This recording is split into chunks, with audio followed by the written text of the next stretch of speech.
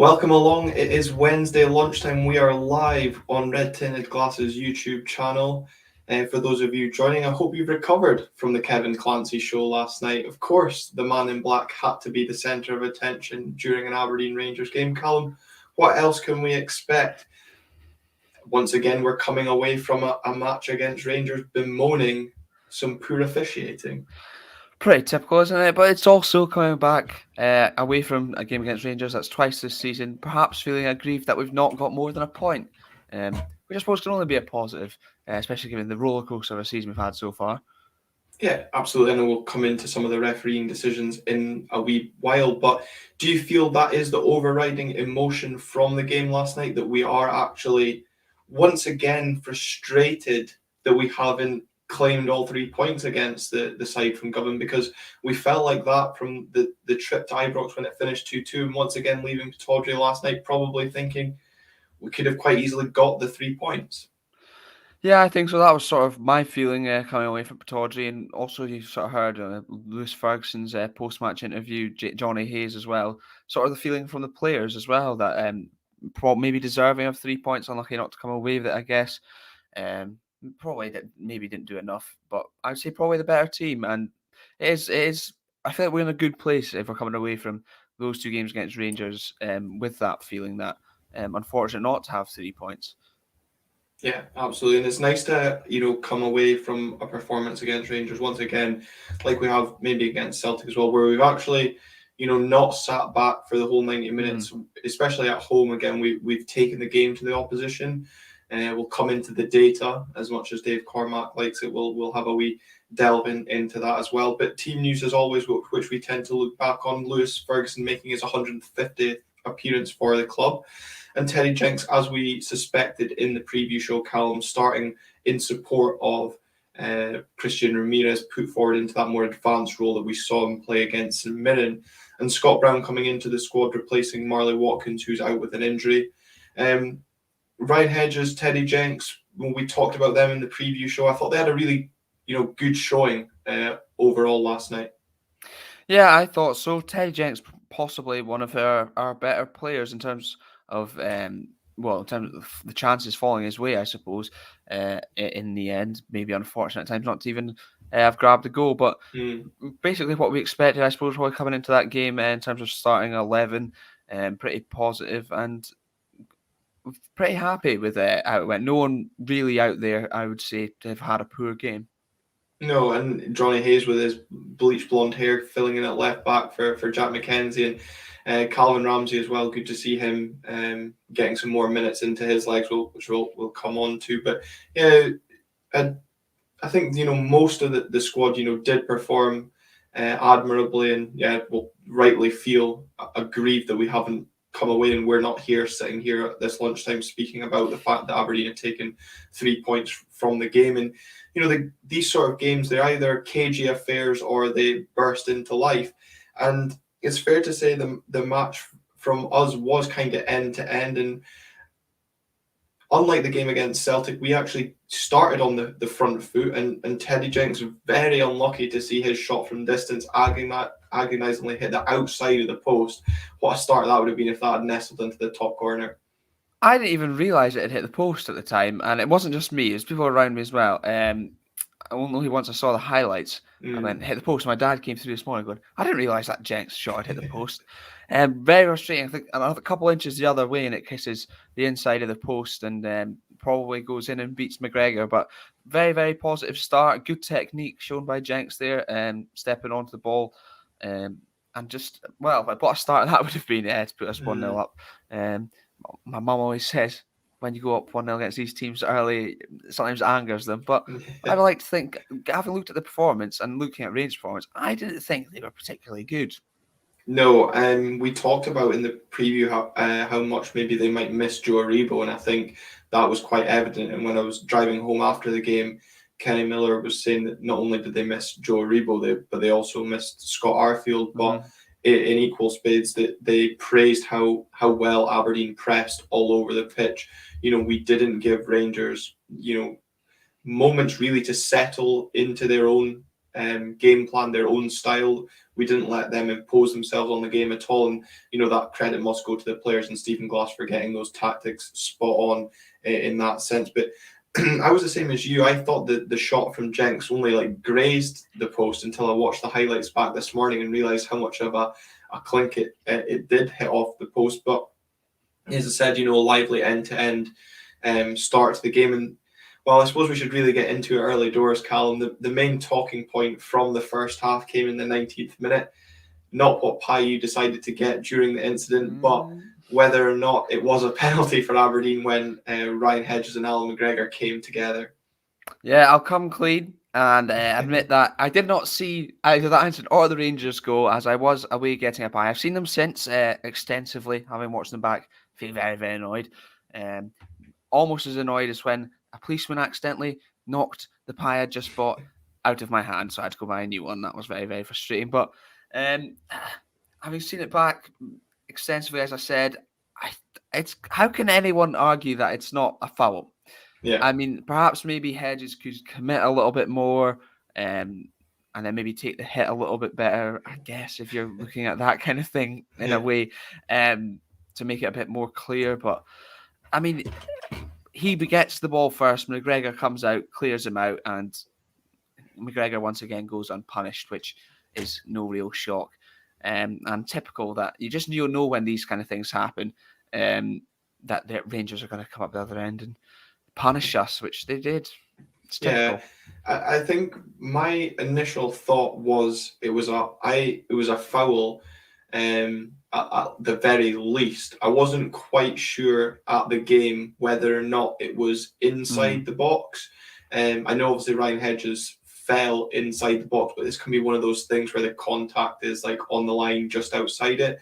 So I thought, I bet they're not convinced where the contact took place and have just bottled the decision completely. But for neither the linesman or the referee to deem that was a foul in the first place is, I was going to say barely believable, but then it's Scottish football and the standard of refereeing would suggest otherwise. But the fact that it's obviously then it's, salt in the wounds and Rangers go up the other end and take the lead. But for me, when you listen to Stephen Glass on the radio post-match coming out and saying that the linesman said there was not enough contact for it to be a foul, and the referee saying there was no contact at all, or well, are they not speaking to each other to come to a decision? And if the referee believes there is no contact, why has he not gone back and booked Ryan Hedges for diving? Ultimately, he's the man in charge. Or has he just deemed the fact that Yanis Hadji puts Rangers in front punishment enough for an Aberdeen perspective?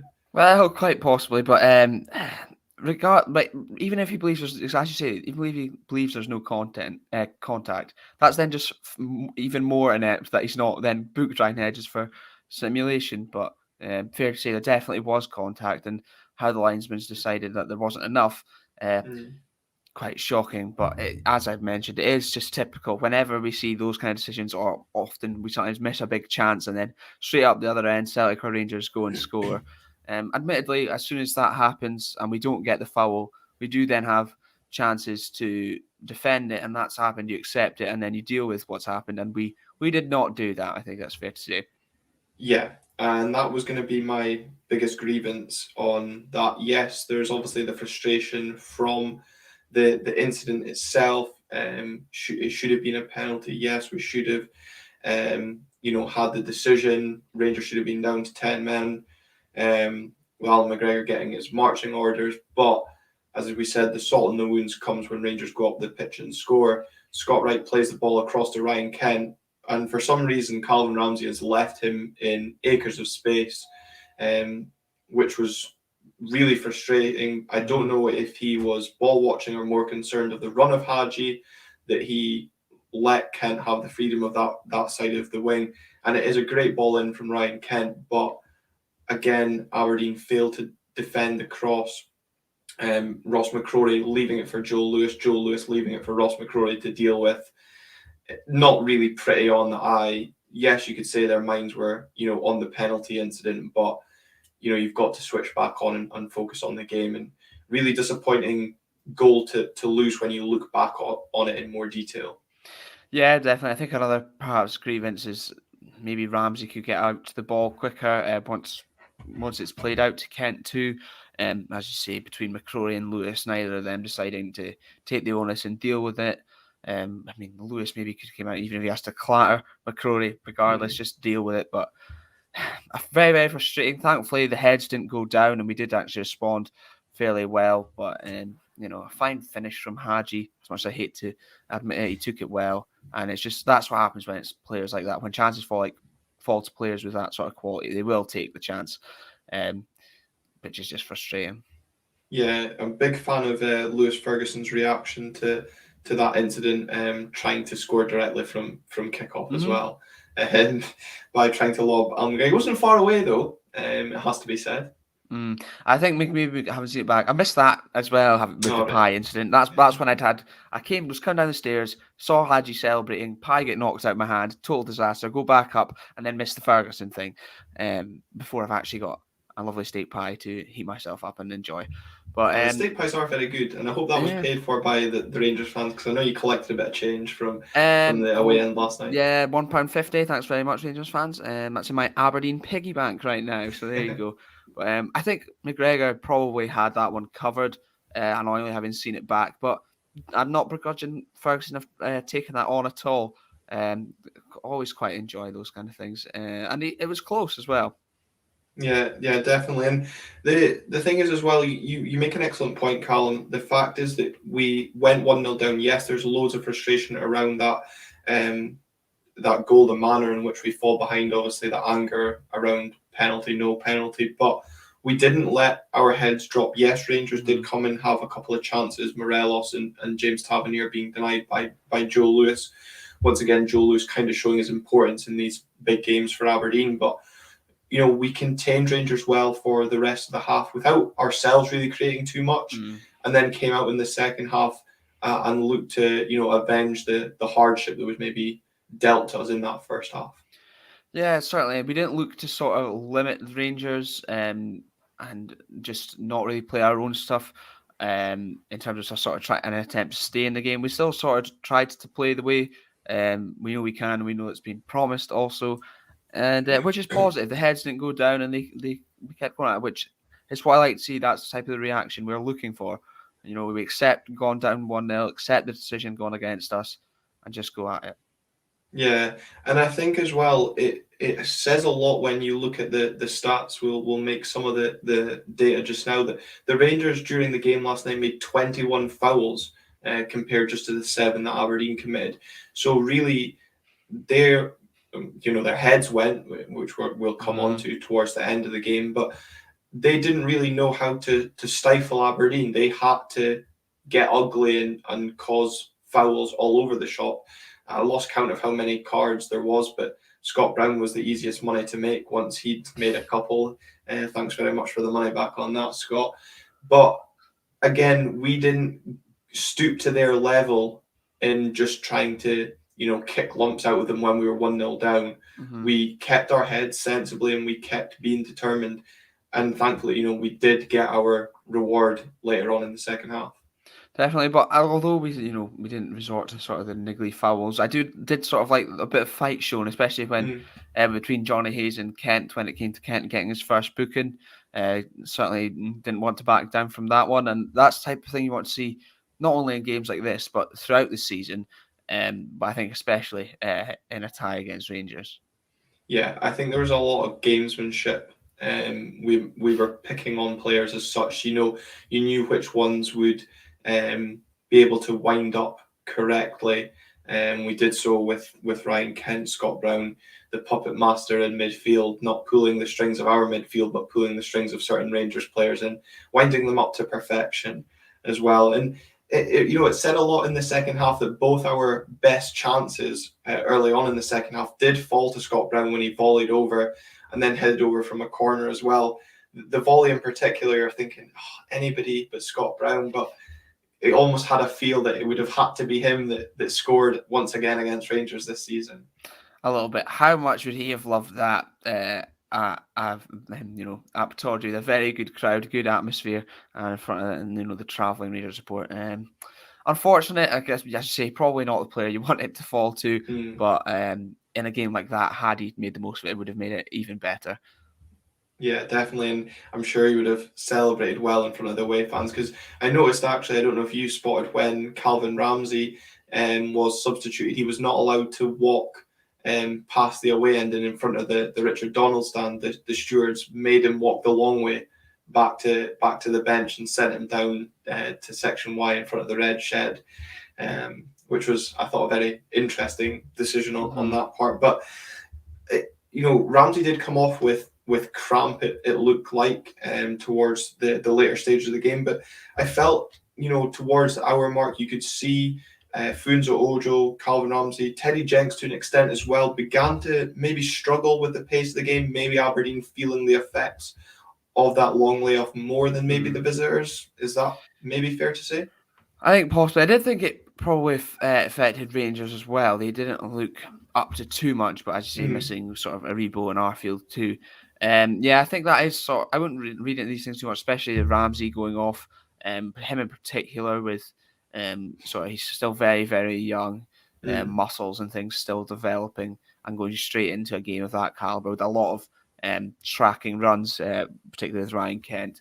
I think things will take a wee while to build up, having been off for nearly a month now, and going into a game of that magnitude at that sort of pace and tempo at times. Annoying, frustrating, but these things do happen, and I'm sure once they get back into swing of things with match fitness building up, they'll become less and less of a problem.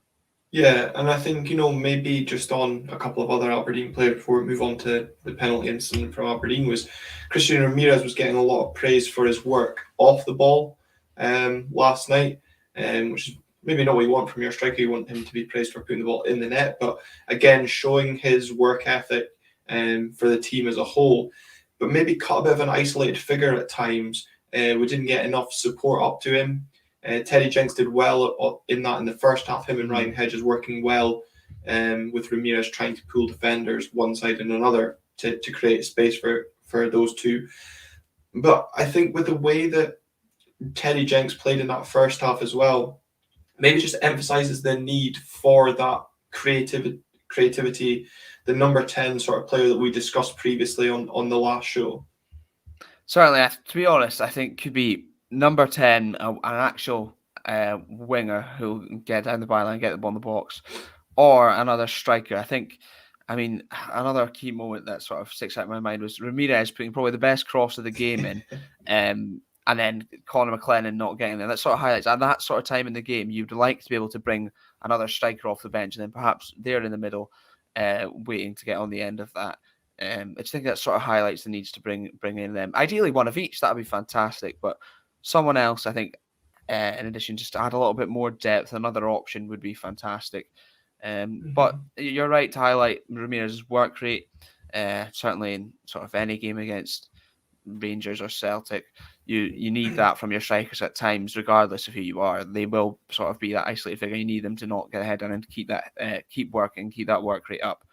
So thankfully he did so, and hopefully we'll see him sort of get back on that goal trail soon. Yeah, and that Ramirez cross, I was going to come to it later on, but that cross was the cross that you wanted Ramirez on the end of, not Conor McLennan. But maybe wouldn't have the faith to have McLennan putting in a ball of that quality, perhaps. Sorry, Conor. No, that's also a fair point. But Aberdeen did get their lifeline of an opportunity back into the game as Kevin Clancy continued to break the matrix in this game by awarding the opposition a penalty against Rangers. Rightly, though, it has to be said, for handball against Alfredo Morelos, for his outstretched left arm and blocking Lucius Ferguson's goalward header and giving Aberdeen the opportunity to level from the spot. And Lewis Ferguson, as he's done countless times this season, made no mistake from the spot, despite the wind's best effort to almost distract him with the ball moving just as he hit it. Yeah, certainly, I don't think I noticed at the time, but certainly watching back, definitely makes a big movement. And thankfully, Ferguson, coolest man in Pittodrie at that moment, and still slots it away despite that. Probably should have been retaken, and don't know how Kevin Clancy's not spotted that. In all honesty, he's looking directly at the ball. But I think given the fact hit the back of the net in the earlier instance in the game, we were due that sort of luck to have it not retaken, because it would have been typical if we had to retake it and then McGregor pulls out a stop. But no, very, very happy. And it has to be said on the penalty incident, Morelos didn't even bother complaining, nothing. Surprisingly. So clear. I know, it's surprising. So, when that's the case, it's basically a stonewaller. There can't be any qualms about that. You wouldn't think, despite Rangers fans probably going to try their best. Yeah. But I think, you speak about how Kevin Clancy didn't spot that. There's a lot of things he didn't spot. And it gave Aberdeen that impetus. We speak about, we wish that Aberdeen attacked the red shed in the second half, but the noise that came from the red shed and maybe around the ground as well on the back of that goal really seemed to lift the players, give them that little bit of extra wind going into the last 20 minutes. And for about a 10-minute spell, it really only felt like there was one team interested in winning that game, and that was the home side. But Callum, for the pressure that we applied to the Rangers goal, I don't really feel we tested Alan McGregor again. If we want to look at the data, we had 15 shots in the game and only 3 were on target. And me and you were thinking before we came live, we couldn't even think what that third shot on target was. No, which maybe says more about us, I think. Well, yeah, that's also true.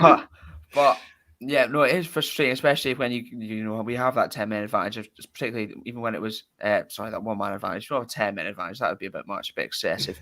But particularly even when it was 11 men apiece, we were probably at times on top of the game. You would say, just frustrating. Yeah, we don't test him nearly enough.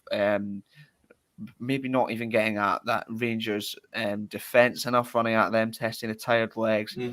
And just a little bit frustrating, but at the same time, it looks like we needed that support from the crowd, because they looked leggy. The tempo, perhaps, I was a bit angry at the time that it wasn't lifted a little, but I suppose understandably so, given the fact they're just off that break and again that magnitude kind of thing.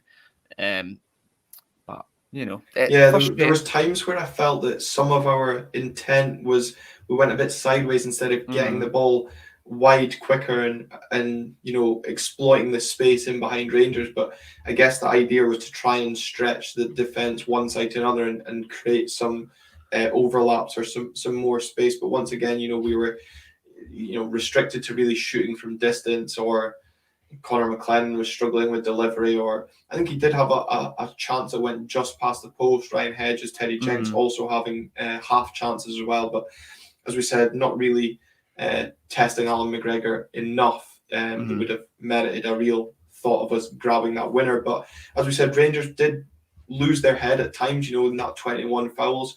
And Ryan Kent lost his completely, finding himself sent off, with Rangers receiving their first red card in the league since December 2019. Again, Kevin Clancy must not have got the memo on that one. But Scott Brown, that's why that's what we've been missing. Someone that knows what they're doing in that situation, felt the contact. Let's be honest, it's the faintest of touches, but he plays for it. The crowd's obviously going to react to that challenge, and the referee's happily to oblige and send Ryan Kent off. It is silly from Ryan Kent. I think, to be fair, he has every right, I suppose, to go and try and attempt to block that, play the ball. But when you know the situation you're in on a yellow card in a game of that magnitude, and you know who's on the ball, and it's just a simple clearance down the line as well, to leave that foot in, Scott Brown's going to make the most of it. And boy, did he, not only for that challenge, but afterwards as well. I think he enjoyed it. Yeah, I think he enjoyed sending Ryan Kent back down the tunnel and then winding James Tavernier up about the decision as well. I'm not sure James Tavernier appreciated, but certainly the Aberdeen support did. And again, just that is the sort of performance and the Aberdeen fans like to see. We want to see players that when they take to the field, they are playing for that badge. They are playing for the fans that have come out in the stand. And I felt at times last night we really saw that, not just from Scott Brown, but all the players involved. No, yeah, certainly. That sort of desire, that sort of commitment. And when you've got Scott Brown in that midfield, you can ask questions maybe about his age, his legs, but he still has that influence in terms of leadership in a game of that magnitude.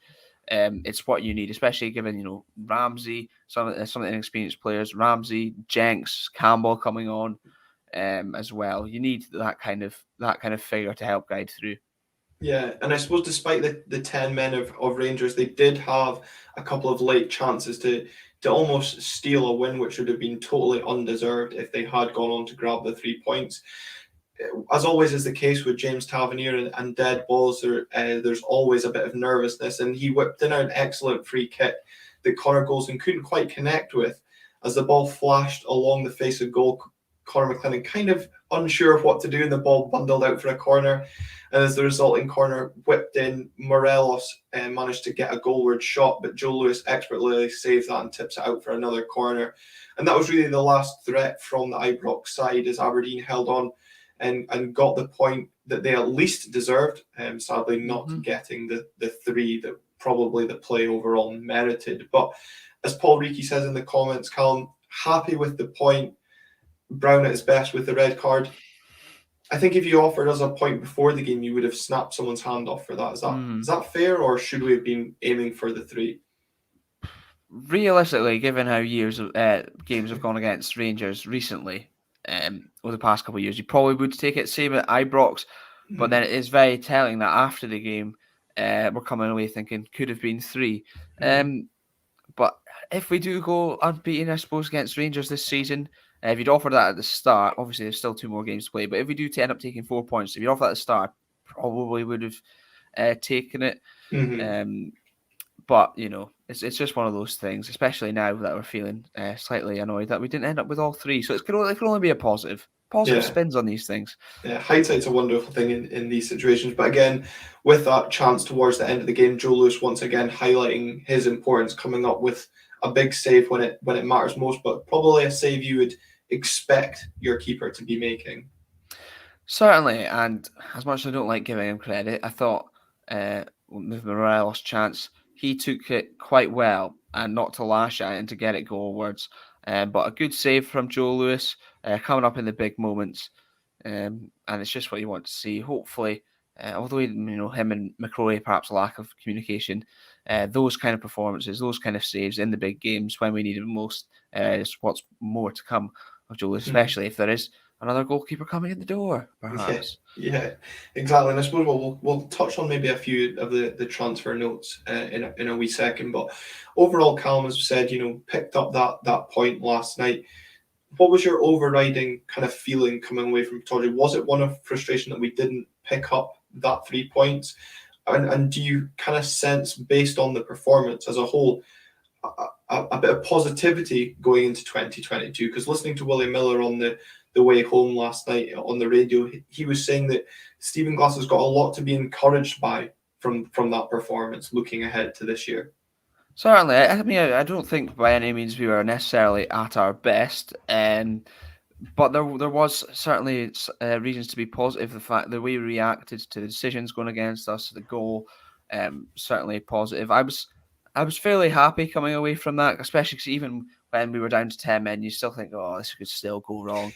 And it would have been horrendous being by the fence if that had happened. But I was happy with the point, but at the same time, you can't help but feel like we could have got a little bit more, which is not a bad place to be in, especially given the ups and downs of this season we've had so far. So definitely positives to take, and hopefully we can start to build on that, obviously starting in the Scottish Cup.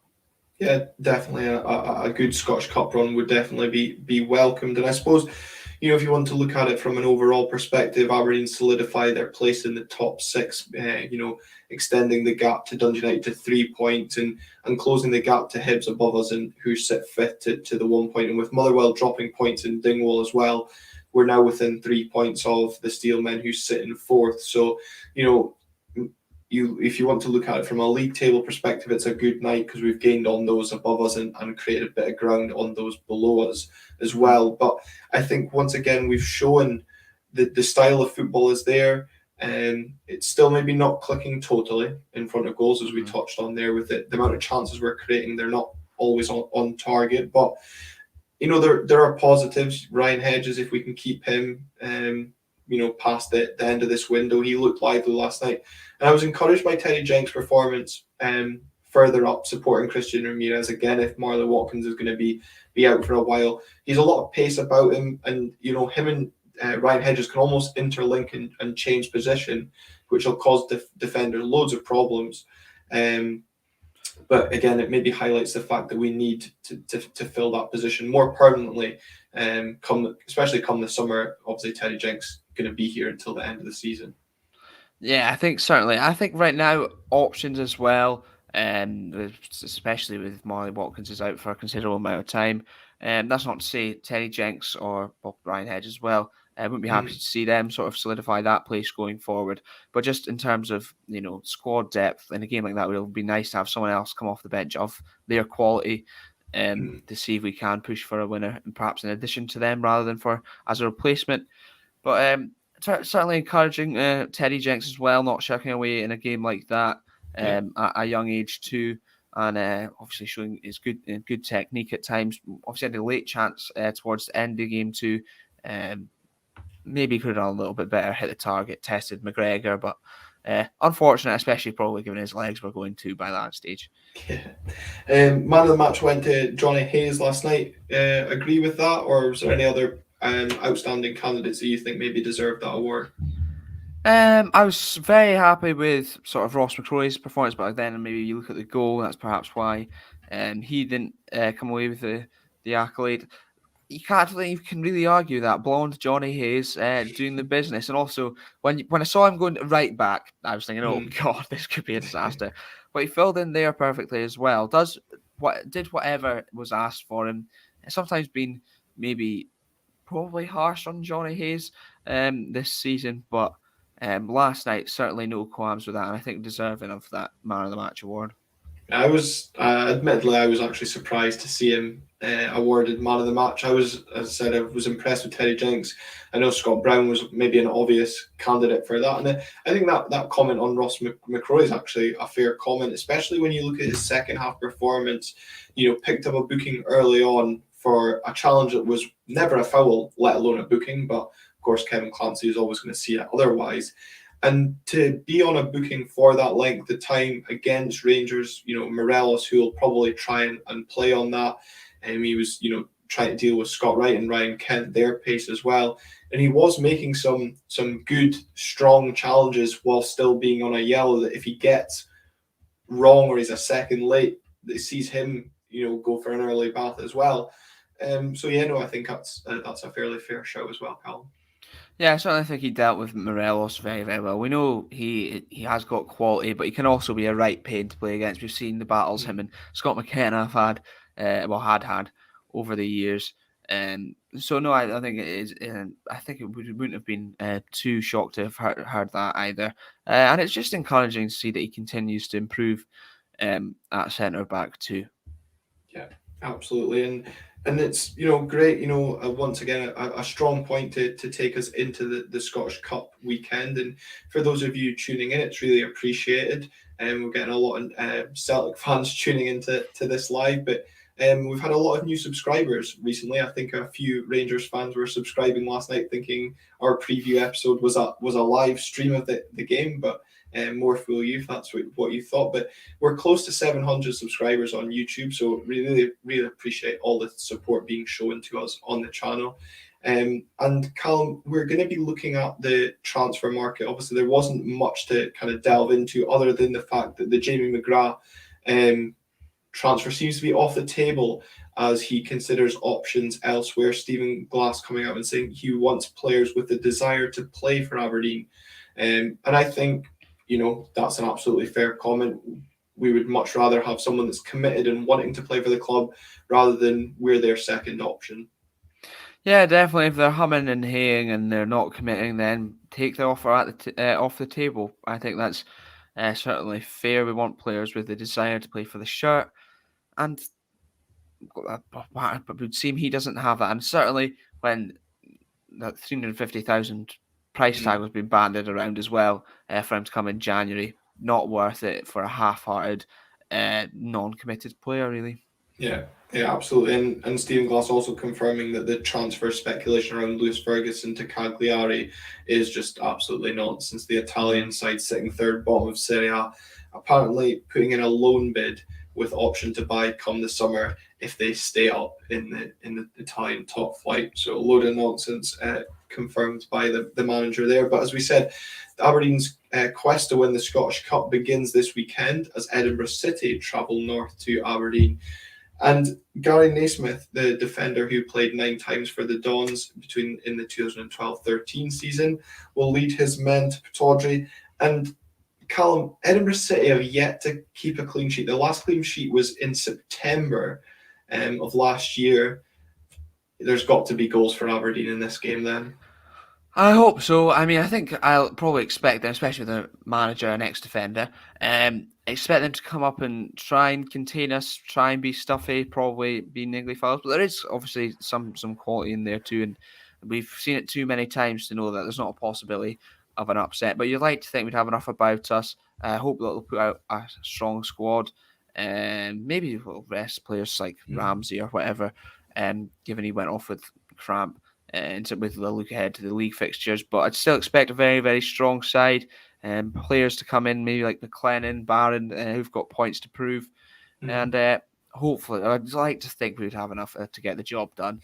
And hopefully, you'd think convincingly too, especially it's a home tie too. Yeah, the Stenhouse Muir Cup game still gives me flashbacks that this might not be as easy as it's being made out. You know, the Citizens travel north, sitting fourth in League Two. They're a whopping 19 points behind the league leaders Kelty Hearts, but you know they did claim a 2-2 draw at Kelty at the weekend, scoring a 90th minute equaliser. But the defender Jack Bryden, who got that goal, is actually suspended for the game this weekend. You know they're in the playoff spots at the moment. They're in a good run of form. It's just 2 defeats in 10 across all competitions. Yes, they're conceding goals, but they're getting results, so they will have confidence that they could maybe spring a cup upset. Certainly, we've seen stranger things happen, possibly even against worse sides as well. And I see you got on the notes Danny Handling. That's a nice throwback. Remember him coming through at Hibs once upon a time, a long time ago, circa relegation time, I believe. Yeah. And I mainly mentioned him because if Michael Monin's tuning in, I just want to give him horrible flashbacks of that memory, and Paul Cockwell as well in the comments. I know he's a Highby, so I'm sure he'll have horrible memories of Danny Handling in that season when they got relegated. But they do also have the impressive Innes Murray on loan from Hibs. He scored 4 goals and got the Citizens 5 assists so far this season. So certainly a player to watch out for from us on a defensive point of view. And the on loan striker from St Johnstone, John Robertson, who's got 6 goals for them, will be their main goal threat come the weekend. So they do pose potential problems, but again, from an Aberdeen point of view, would expect a professional job being done by Stephen Glass's men.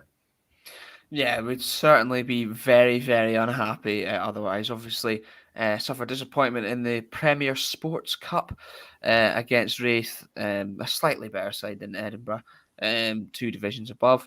But we'd like to think we'd have enough about us, and perhaps have learned from that game as well in terms of playing a team from from the lower divisions, and hopefully we'll be able to enough to get through. I see. No, we're playing Edinburgh City, and I'm still saying hopefully. Yeah. That just tells you how scarred we are in recent years. Yeah, and I think if you look at the pricing for this weekend as well, it's attractive pricing, fair play to both clubs, because when it is the Scottish Cup, it does have to be agreed from both sides. So fair play to both of them for agreeing sensible pricing. Although I was speaking to somebody from the club who said that with the free tickets, I'm one of those that didn't claim my refund for the season being finished early and that. So my ticket for this weekend is free. So all those that didn't claim that refund against the club got a free ticket for the first Scottish Cup game back at home. So I think the club are expected to hand out nearly 5,000 free tickets for this game. So it might not be a big money maker for the club itself, obviously with the gate receipts being split 50-50. So Aberdeen will definitely be looking at this game and thinking, right, good chance to get through, and then look forward to how we can look at getting to Hampden, and a Scottish Cup run will be a vital stream of income for the club. Look forward to getting knocked out by Kilmarnock in the next round from Ashton Taylor. No, but we'd like to think we've got quite a good feeling about the Scottish Cup. Obviously, had that about the Premier Sports Cup as well, and that went Pete Tong. But no reason why this side can't put together a cup run. I think it might be fair to say that the league might be out of sight at this stage.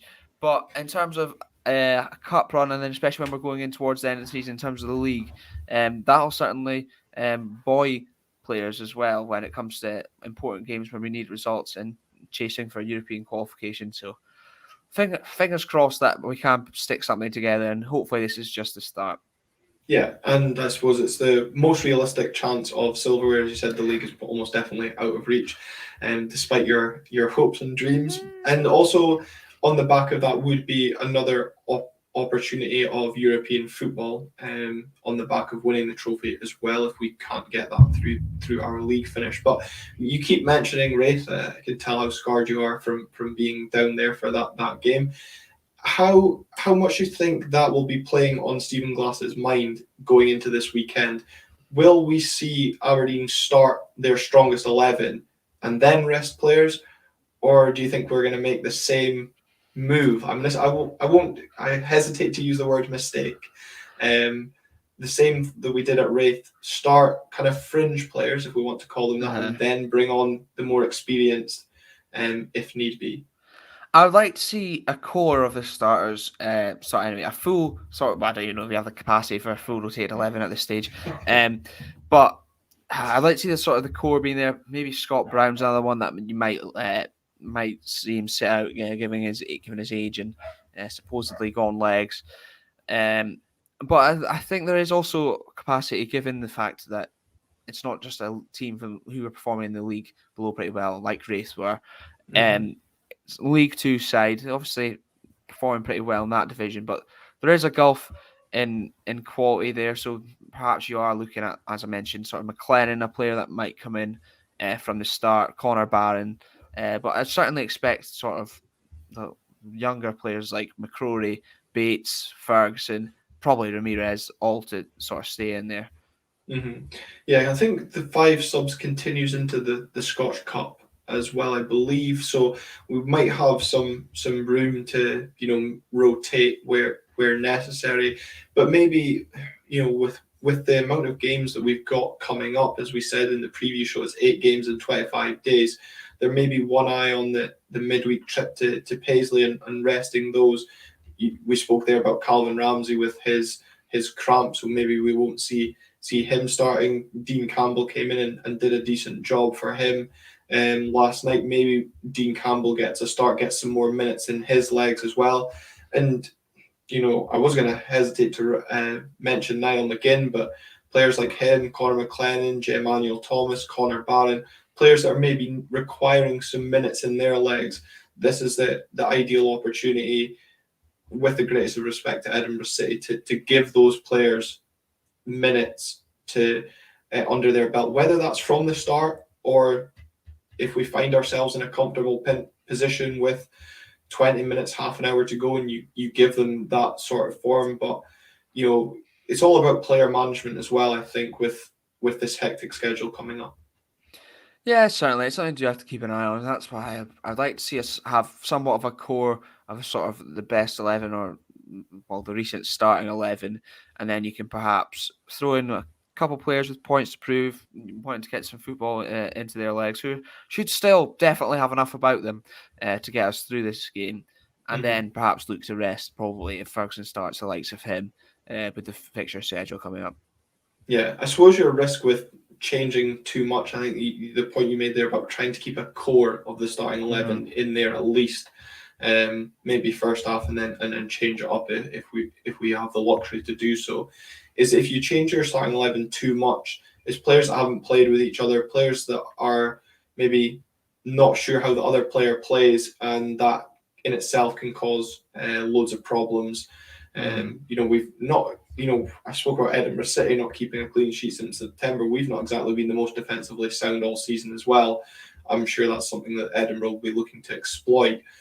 But in the same sense, it would be a good chance to get players minutes. Matt Kennedy found himself on the bench last night. Maybe if he hasn't joined Derek McInnes in the car journey back to Kilmarnock from Pittodrie, he might even feature Declan Gallagher, another opportunity for him to maybe get some minutes. It's all these sort of players, as I said, given that the run of fixtures, if we were to pick up injuries, suspensions, we want those that are on the fringe, sitting on the bench, to be match fit and ready to come in and replace. Yeah, certainly. I mean, goodness me. I mean, Matty Kennedy, if he comes in and starts, that would be something, given the way his season's gone so far. But I suppose it's another player. If he's not going to go out the door, then got to give him a chance. And I suppose this is the type of game that you would do that. And we have maybe lacked some natural width at times. I'm not saying Matty Kennedy's the answer at all, but it wouldn't be surprised if he sort of did come in and feature in this game. A good opportunity to, rather than Rangers, for example.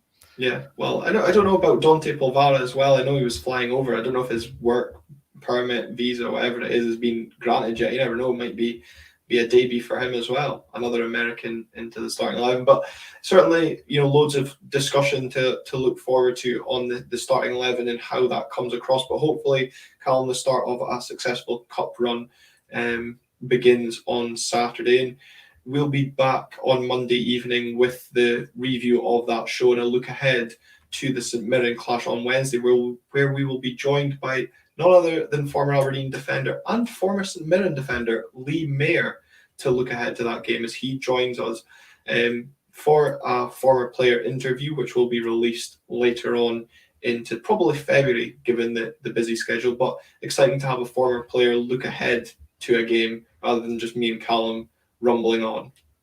Yeah, certainly. Which will be good to get his insight, a slightly more experienced and professional insight ahead going into this game.